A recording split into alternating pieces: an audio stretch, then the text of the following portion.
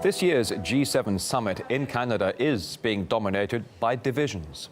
Not only is there resentment over America's new trade tariffs, but Donald Trump's sowed further discord by suggesting Russia should be reinstated to the group.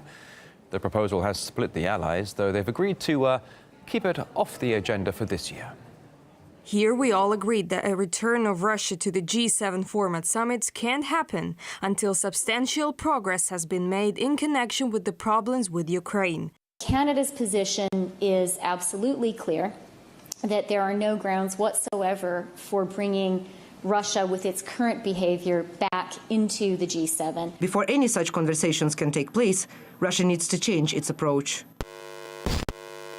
The G7, which used to be the G8, they threw Russia out. They should let Russia come back in. As for the presence of Russia in the G8, we will see. For sure, Italy was traditionally a supporter of the Russian presence in the G8. The divisions were already on display before the summit. Global leaders joined together to denounce Trump's tariffs on steel and aluminium imports from Canada and the European Union. They vowed retaliation, with the EU raising the matter at the World Trade Organization. But despite the tension, Trump joked with the Canadian Prime Minister about the issue. Justin has agreed to cut all tariffs and all trade barriers between Canada and the United States. Trump was referring to $16 billion worth of retaliatory tariffs by Canada. And despite the light tone, the Canadian Foreign Minister reaffirmed the country's position against U.S. tariffs. Samira Khan now takes a closer look at the divisions at the G7.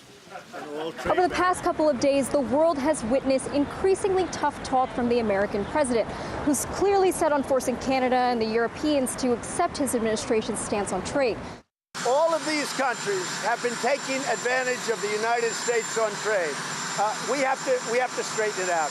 He's launched stern challenges to his counterparts on Twitter, which, needless to say, hasn't been well received in diplomatic circles.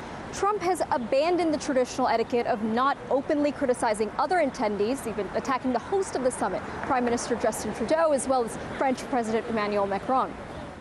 Prime Minister Trudeau is being so indignant, bringing up the relationship that the U.S. and Canada had over the many years and all sorts of other things. But he doesn't bring up the fact that they charge us up to 300% on dairy, hurting our farmers, killing our agriculture.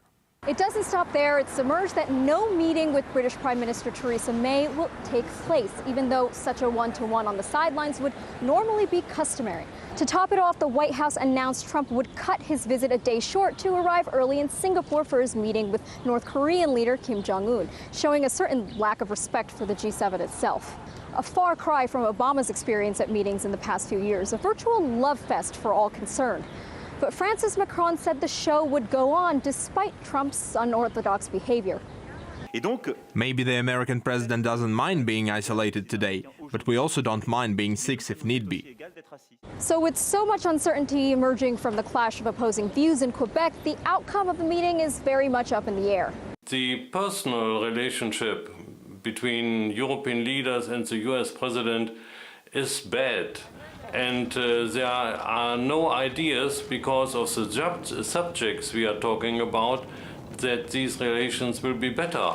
We have not only trouble with the tariffs, we have trouble on almost every subject, and I think the rift between Brussels and Washington, the European Union and the United States, will become bigger and bigger. Amid the divisions, the summit has been accused of becoming increasingly irrelevant to the New World Order. Last year's meeting described itself as a gathering of the world's most important industrially advanced democracies. This year, that was changed to 7 of the world's advanced economies. Now, the economic world order has changed since the summit first gathered in 1975. The G7's share of GDP has seen a steady decline since the 1980s. In fact, it's plummeted from 50% to just over 30%. And some of the world's largest economies, including China, India and Russia, are not represented. Jeffrey Tucker, the executive editor at Laissez-Faire Books, thinks that the G7 is actually losing its relevance.